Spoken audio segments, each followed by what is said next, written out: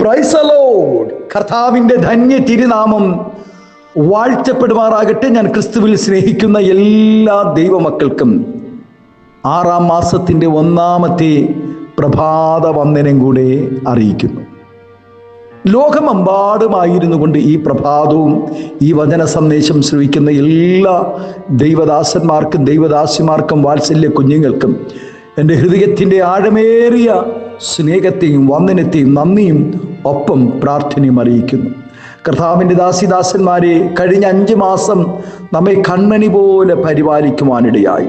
പാട്ടുകാരൻ പാടുന്നത് പോലെ ദൈവം ചെയ്ത നന്മകൾക്ക് നന്ദി പറഞ്ഞിടുവാൻ നാവിത് പോരാ, നാളിത് പോരാ, ആയുസ്സത് പോരാ.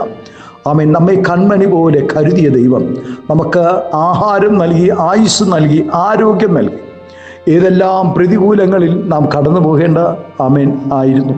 എന്നാൽ പ്രതികൂല സാഹചര്യങ്ങളിൽ നമ്മെ വിട്ടുകൊടുക്കാതെ, മരണക്കെണികൾക്ക് ഞങ്ങളെ വിട്ടുകൊടുക്കാതെ കരുതിയ ദൈവത്തെ ഈ പ്രഭാതവും നന്ദിയുള്ള ഹൃദയത്തോടെ സ്തുതിക്കുന്നു, സ്തോത്രം ചെയ്യുന്നു. ഈ പ്രഭാതം ആമേൻ കാണുവാൻ ദൈവം ഭാഗ്യമൊരുക്കല്ലോ.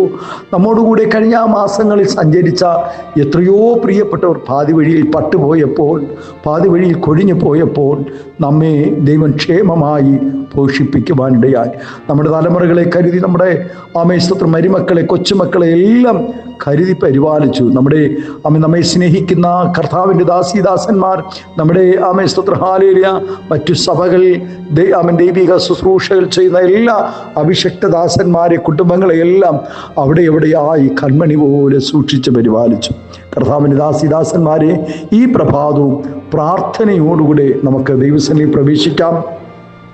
39-ാം സങ്കീർത്തനത്തിൽ സങ്കീർത്തനക്കാരൻ പാടുന്നു, നാവ് കൊണ്ട് പാപം ചെയ്യാതിരിപ്പാൻ ഞാൻ എൻ്റെ വഴികളെ സൂക്ഷിക്കുമെന്നും ദുഷ്ടൻ എൻ്റെ മുമ്പിൽ ഇരിക്കുമ്പോൾ എൻ്റെ വായ് കടിഞ്ഞാണിട്ട് കാക്കുമെന്നും ഞാൻ പറഞ്ഞു. മിക്കപ്പോഴും ഒരു വ്യക്തിയുടെ സ്വഭാവം വെളിപ്പെടുന്നത് അദ്ദേഹത്തിൻ്റെ സംസാരങ്ങളിൽ കൂടെയാണ്. മനുഷ്യൻ്റെ ശരീരത്തിലെ ചെറിയ ഒരു അവയവമാണ് നാവ് എങ്കിലും വ്യക്തികളെ നന്നാക്കുന്നതും തന്നെ പണിയുന്നതും നശിപ്പിക്കുന്നതും അവരവരുടെ വാക്കുകൾ അല്ലെങ്കിൽ നാവ് തന്നെയാണ്. മനുഷ്യരുടെ സംസാരങ്ങളുമായി ബന്ധപ്പെട്ട് ഒട്ടനവധി ചിന്തകൾ വിശുദ്ധ വേദപുസ്തകത്തിലുണ്ട്. മനുഷ്യവർഗത്തിലേക്ക് പാപം പ്രവേശിപ്പാൻ കാരണമായ ആദ്യ പ്രവൃത്തി ഹൗവയുടെ വാക്കുകളായിരുന്നു. പാമ്പിനോട് നുണ പറഞ്ഞാണ് പാപത്തിന് അവൾ തുടക്കമിട്ടത്. പഴം തിന്നരുതെന്ന് വാസ്തവമായി ദൈവം കൽപ്പിച്ചിട്ടുണ്ടോ എന്ന പാമ്പിൻ്റെ ചോദ്യത്തിന് തിന്നരുതെന്ന് മാത്രമല്ല തൊടരുതെന്നും ദൈവം കൽപ്പിച്ചിട്ടുണ്ടെന്ന് അവൾ പറഞ്ഞു. അവൾ നുണ പറഞ്ഞ് തുടങ്ങിയതോടുകൂടി സാത്താൻ്റെ പ്രവർത്തികൾ എളുപ്പമായി തീർന്നു. വശീകരണ വാക്കുകളാൽ സാത്താൻ മനുഷ്യവർഗത്തെ പാപത്തിൽ വീഴ്ത്തിക്കളഞ്ഞു. ദൈവവചനത്തിൽ നാവ് തീക്ക് സമമാണെന്നും മനുഷ്യൻ്റെ വാക്കുകൾ ചെറിയ തീ വലിയ കാട് കത്തിക്കുമെന്നും ഉള്ള തുല്യമാണെന്നും ആമേൻ പറയുന്നു. മനുഷ്യൻ്റെ വാക്കുകൾ നിമിത്തം എത്രയോ ദുരന്തങ്ങൾ ഇന്ന് ലോകത്തിൽ ഉണ്ടായിക്കൊണ്ടിരിക്കുന്നു. വ്യർത്ഥവാക്കുകളാൽ ആരും നിങ്ങളെ ചതിക്കരുത്.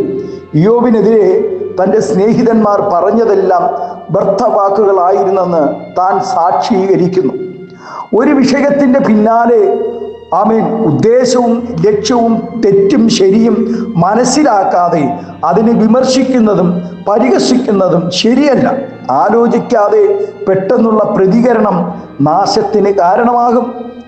ചോദ്യം കേൾക്കുന്നതിന് മുമ്പേ അല്ലെങ്കിൽ ഒരാൾ ഒരു കാര്യം പറഞ്ഞു തീരുന്നതിന് മുമ്പേ മറുപടി പറയുന്നത് വളരെ അപകടകരമായിരിക്കും. പിന്നീട് ദുഃഖിച്ചിട്ട് അതിന് കാരണമില്ല, അതിന് പരിഹാരം ഉണ്ടാകുന്നുമില്ല.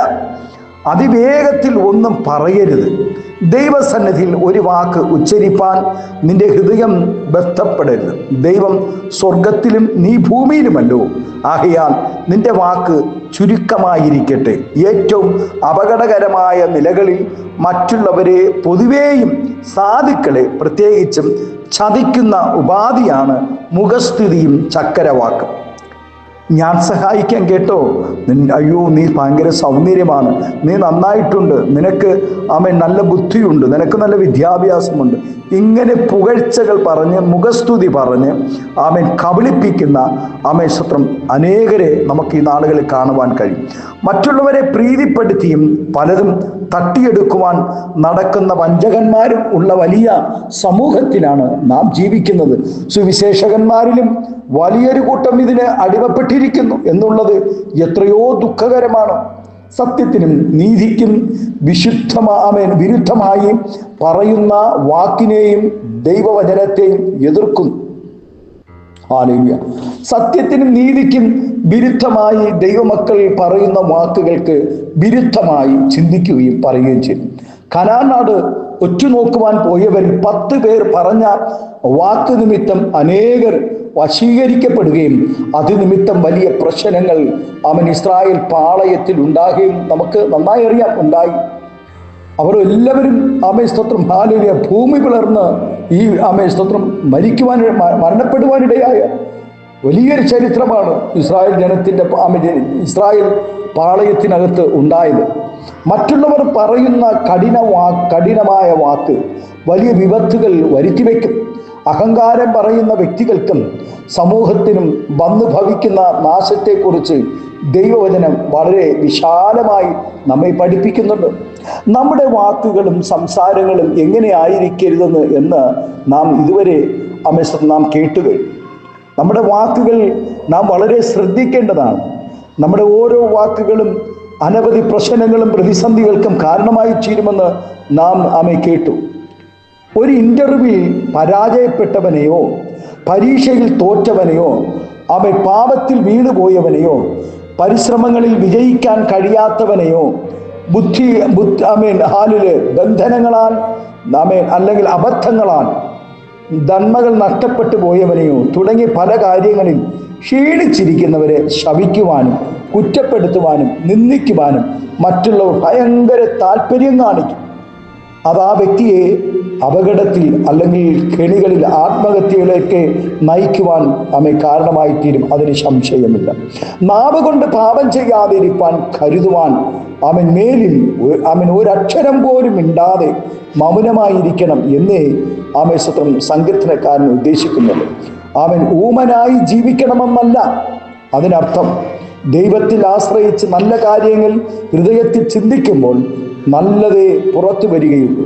ഹൃദയത്തിനകത്ത് ഒരുവനെ കുറിച്ച് മോശമായി ചിന്തിച്ചു കഴിഞ്ഞാൽ ഒരു വ്യക്തി സംസാരിക്കുന്നത് ഇഷ്ടമില്ലാത്തവർക്ക് അത് എത്ര നല്ല കാര്യം കേട്ടാലും അത് അവരുടെ ഹൃദയത്തിനകത്ത് ആ വ്യക്തിയെക്കുറിച്ച് മോശമാണെങ്കിൽ അവരുടെ അധരം മോശമായ വാക്കുകളെ പുറത്തു വരികയാണ്. ആകയാൽ പ്രിയ ദൈവവൈതലേ, ദുഷ്ടന്റെ മുന്നിൽ ദുഷ്ടത്തിയുടെ മുന്നിൽ വായ് കടിഞ്ഞാണിട്ട് കാക്കുവാൻ ദൈവം ഈ നാളുകളിൽ കൃപ നൽകട്ടെ.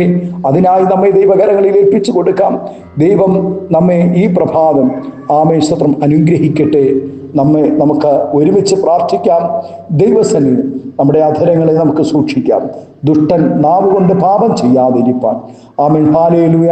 ദുഷ്ടൻ മുന്നിലിരിക്കുമ്പോൾ നമ്മുടെ വഴികളെ സൂക്ഷിക്കേണ്ടത് ദുഷ്ടൻ മുമ്പിൽ ഇരിക്കുമ്പോൾ നമ്മുടെ വായ് കടിഞ്ഞാണിട്ട് കാക്കേണ്ടതിനും നമ്മെ തന്നെ സൂക്ഷിക്കാം. ദൈവകരങ്ങളിൽ ഏൽപ്പിക്കാം, പ്രാർത്ഥിക്കാം. പരിശുദ്ധ ദൈവമേ, സ്നേഹവാനായ ഞങ്ങളുടെ നല്ല കർത്താവ്, അനുഗ്രഹവും പ്രശാന്തമായ നല്ല പ്രഭാതത്തിനായി നന്ദി നിറഞ്ഞ ഹൃദയത്തോടെ സ്തോത്രം ചെയ്യുന്നു.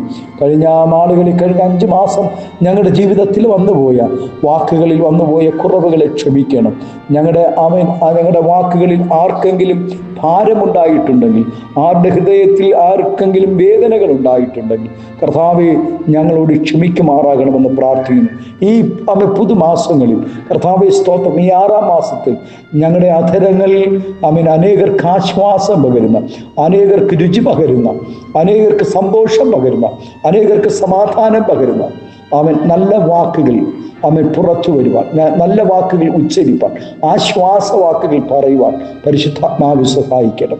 ഈ പ്രഭാതത്തിൽ എല്ലാ ദൈവദാസന്മാരെ അനുഗ്രഹിച്ച് പ്രാർത്ഥിക്കുന്നു.